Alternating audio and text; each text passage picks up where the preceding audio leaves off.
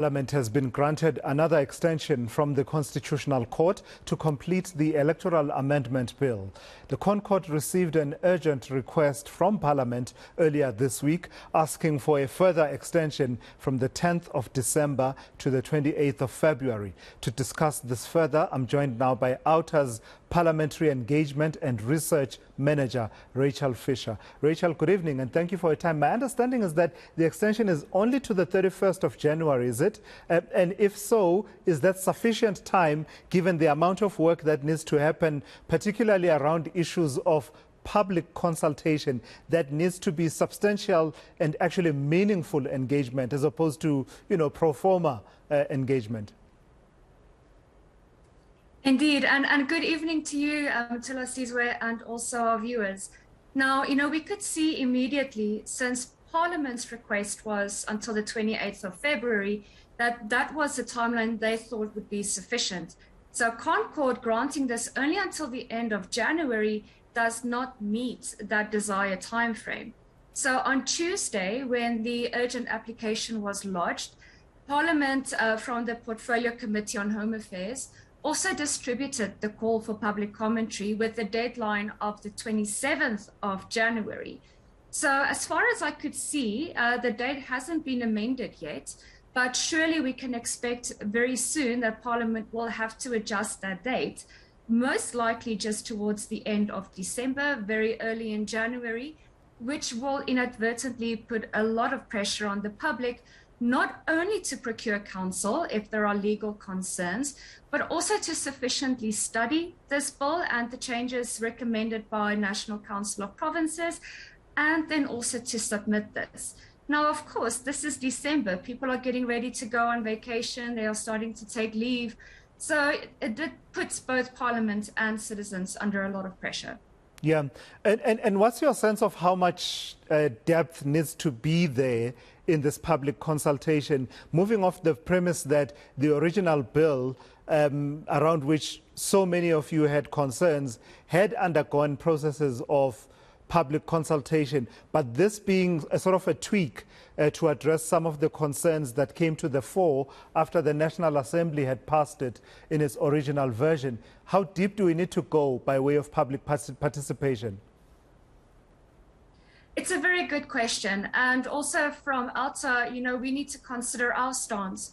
We need to realize that these changes that have been made, for which this call is going out for, only looks at the changes to get this bill to pass in preparation for the 2024 elections. So this is by no means towards finalizing the proposed bill to make the changes we feel are necessary to do due process for the Electoral Act. This is only to get it passed by 2024 and to give the IEC sufficient time. So there isn't much depth. One of the specific clauses that have been recommended, and that's known as Clause 23, is then the creation of an electoral reform consultation panel that needs to be established, essentially then to go through similar processes that had to go through the initial recommendation by ConCourt, where research needs to be done on different electoral processes, stakeholders and the public needs to be consulted. And this is concerning because Parliament originally did have sufficient time to do this, and they didn't use that time wisely. So we really feel that these deadlines is an artificial agency that has been created. So, Rachel, just on the processes going forward then, and also in terms of the tweaks that have been made to the original bill, just your overall sense, because if we were to walk through it slowly, the concern was that in trying to fulfill the the mandate from the Constitutional Court to make it possible for independent candidates to stand for provincial legislatures as well as the national parliament, the rules that were sort of being worked into that original bill made it so difficult for an independent to even get on the ballot by needing between 14,000 and 19,000 signatures, which was not a requirement made for political parties. The tweaks that are being suggested now talk to the signature requirement, as far as I understand, being 20% of what it took to secure a seat in Parliament in the previous election. So if a seat in Parliament was 44,000 votes in the last election, you now need signatures amounting to 20,000 signatures that go towards being 20%, sorry, not 20,000, 20% of 44,000. Those tweaks, are you satisfied with them as OUTA, that they address the disparity that many were pointing to, that, basically this was just putting a stumbling block to the participation of independents? Definitely not. And as you reported now with the road infrastructure and the water concerns and the floods, this is an ecosystem problem. And if you look at our electoral systems, it's also an ecosystem problem. So if there's a fault somewhere in the value chain, it's going to affect all aspects, right? So already what this bill has done is a very watered down attempt, or a weak attempt, to address Concord's recommendations. So essentially, this bill inserted individuals just on the same level as what a political party has to do and achieve. So as you rightly indicated, the 20% signature barrier results in about, let's say, 8,500 votes. So now, or 8,500 signatures for an individual to stand. The changes that have been recommended now by the National Council of Provinces is to indicate that parties, so political parties that wish to register now, or those that want to stand that are currently not represented in Parliament, now they need to get that same quota of about 8,500 signatures. So they didn't address the unfairness of bringing the signatures of independents, they just increased it for non-represented parties. So coming back to my first point on this being a very weak attempt at addressing Concord's initial pronouncement, is that the bill as it stands already fails to meet constitutional muster. So even with these few amendments that have been made, does not address the issues that we have identified in the first place, that we have an issue with. However, what is very clear is at last, at the 11th hour, Parliament and especially the National Council of Provinces realized how insistent civil society organizations were, and realizing that we are going to challenge this legally when we reach that point, in which we feel now with these changes, this bill still fails to meet the minimal constitutional threshold for the 2024 elections. So what's our parting shot then? Yeah, sorry, Rachel. What's our parting shot? What do we say?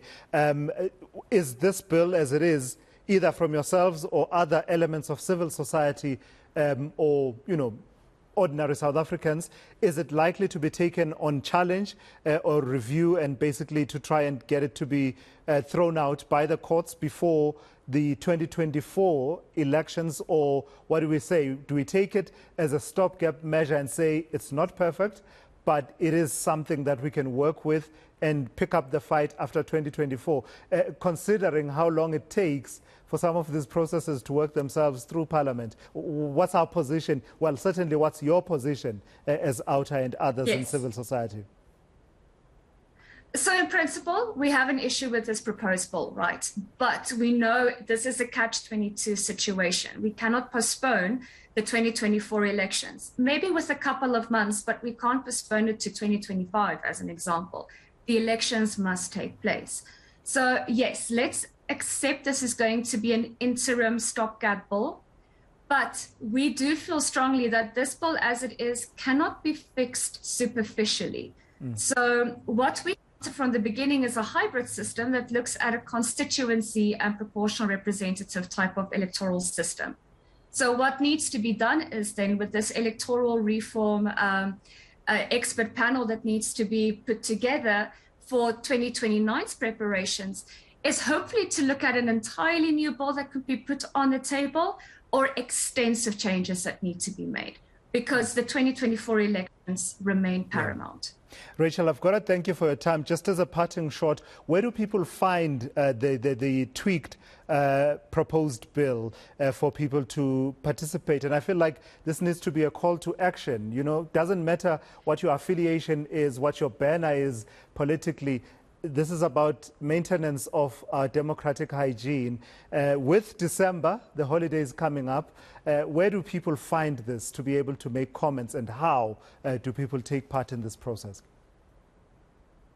Absolutely. So I have 3 recommendations. First of all, if one goes to Parliament's website, and one can even go to the media releases, there will be an announcement that one could follow, get access to this bill, and who to contact, which is then the secretary that links up with the chairperson for the portfolio committee. Secondly, we are very much indebted to the Parliamentary Monitoring Group, PMG. On their website, very user-friendly, one can either go to the Portfolio Committee of Home Affairs, and one can find the bill there. And one can also look at the process to submit comments, which will be electronically via email. A third option, which could be easier and definitely with a greater response rate, is if one were to go to OUTA or other civil society organizations, reach out to them, reach out to us, send an email and request either for advice or guidance, or for us to share the information. So officially Parliament, civil society organizations like the PMG on their website, where they track the whole process of the bill, or to communicate with organizations like OUTA, and we will gladly provide this information. All right, Rachel, I've got to thank you for your time and your insights here on eNCA. That's Rachel Fischer, who is Parliamentary Engagement and Research Manager at OUTA. It's critically important, folks, to participate in these processes. They will determine how the electoral processes play themselves out going to 2024. Don't sit and complain later on when you had the opportunity to influence it.